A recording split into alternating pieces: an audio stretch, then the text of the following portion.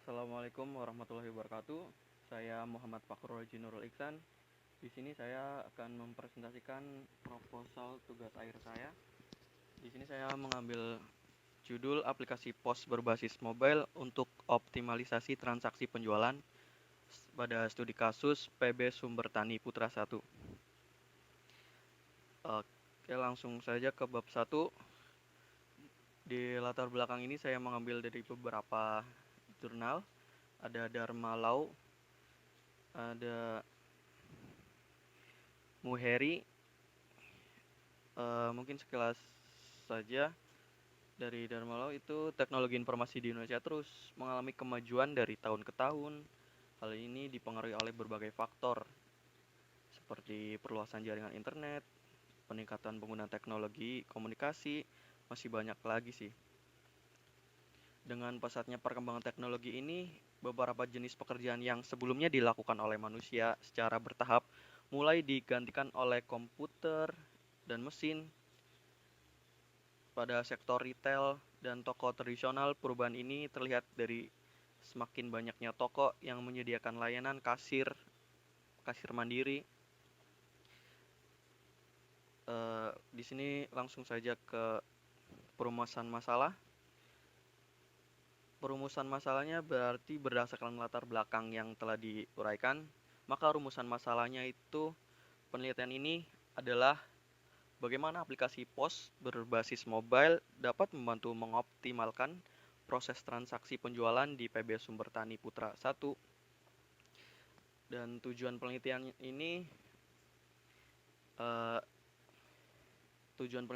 adalah untuk memahami bagaimana aplikasi POS berbasis mobile dapat mempercepat dan menyederhanakan proses transaksi.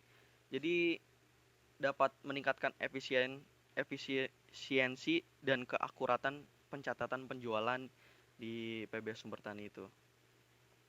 Manfaatnya ada beberapa. Manfaat bagi peneliti, memberikan kesempatan bagi peneliti untuk menerapkan pengetahuan teoritis tentang sistem informasi, teknologi mobile, dan aplikasi POS ke dalam studi kasus yang nyata. Bagi Politeknik Harapan Bersama itu diharapkan dapat menambahkan referensi bacaan bagi kalangan akademik yang akan melaksanakan penelitian selanjutnya. Bagi studi kasus tersebut, memberikan solusi untuk meningkatkan efisiensi transaksi, pengelolaan stok, dan kepuasan pelanggan, serta mendukung keputusan berbasis yang lebih baik. Batasan masalahnya itu ada 5. Yang pertama, untuk lingkup studi kasus, berarti penelitian ini hanya berfokus pada penerapan aplikasi POS berbasis mobile dan tidak mencakup bisnis lain di luar studi kasus ini. Fitur aplikasi Fitur yang dibahas dalam penelitian ini dibatasi pada fungsi utama aplikasi POS untuk pencatatan transaksi, pengelolaan stok, pelaporan penjualan, dan layanan pelanggan. Pengembangan fitur tambahan seperti integrasi dan sistem pembayaran online tidak termasuk dalam ruang lingkup penelitian ini. Yang ketiga ada teknologi mobile. Penelitian ini mengacu pada penggunaan perangkat mobile seperti smartphone atau tablet berbasis Android, platform lain atau perangkat POS khusus tidak dibahas dalam penelitian ini. Efisiensi operasional. Analisis dampak aplikasi POS berbasis mobile dibatasi pada peningkatan efisiensi transaksi, akurasi data penjualan, dan kepuasan pelanggan di PB Sumber Tani, tanpa membahas aspek finansial secara mendalam. Yang kelima ada jangka waktu penelitian. Penelitian ini dilakukan dalam jangka waktu tertentu yang membatasi evaluasi terhadap penerapan aplikasi POS berbasis mobile pada periode waktu yang terbatas. Oke, di bab 2 ada tinjauan pustaka.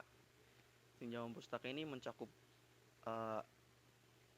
kaitan-kaitan yang judul saya ambil. Ada point of sale, definisi point of sale menurut para peneliti ahli, dan ada Android, ada Flutter, dan ada UML.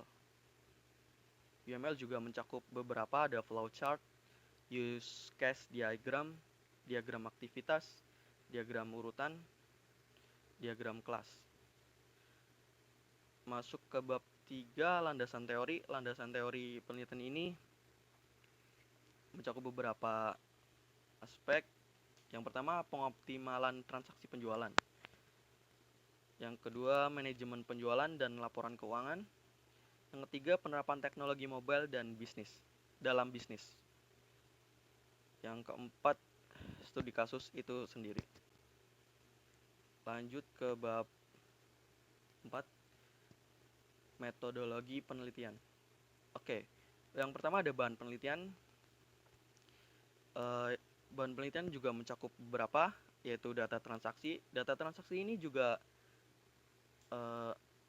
digunakan sebagai acuan untuk mendesain fitur-fitur aplikasi POS, seperti pencatatan penjualan, pemantauan stok, dan laporan penjualan.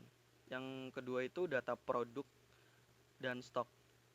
Jadi ini berarti mencakup informasi tentang jenis produk, harga, dan ketersediaan stok, diambil dari data inventory perusahaan untuk mengembangkan modul manajemen inventory pada aplikasinya.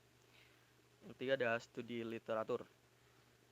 Studi literatur ini kita buat yang relevan mengenai sistem POS, teknologi mobile, dan strategi optimasi.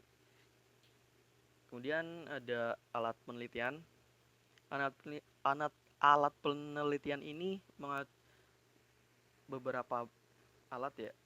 Yang pertama ada komputer, laptop. Ini ada software, ada hardware-nya. Komputer, laptop, Android Studio, database Firebase, Figma, Visual Studio Code. Selanjutnya ada alur penelitian. Di alur penelitian ini juga terdiri dari beberapa alur.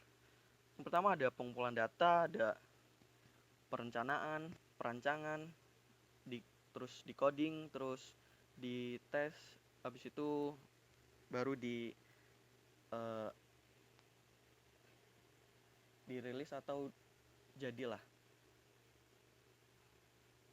Pada pengumpulan data juga ada beberapa.